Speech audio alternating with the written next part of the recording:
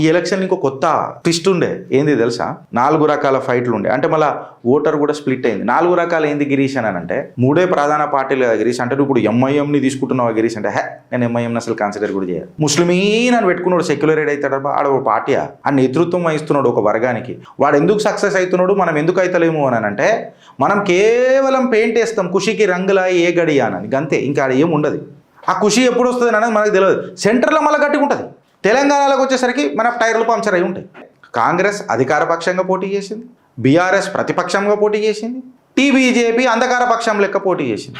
నేనున్నానే ఆయనమ్మ అని చెప్పి జనసేన ఎంటర్ అయింది. సో అగ్రెసివ్ క్యాంపెయిన్లు అయితే జరిగినాయి.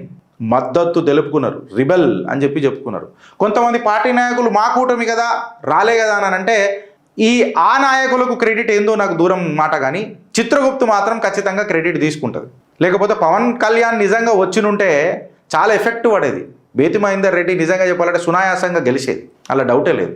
కరీంనగర్లో నేను పేరు తీసుకొని చెప్తున్నాను, ఆరాంగా గెలిచేది అగర్ పవన్ కళ్యాణ్ లోపల ఏమంటారు కరీంనగర్లో క్యాంపెయిన్కి ఇట్లా వచ్చినుంటే.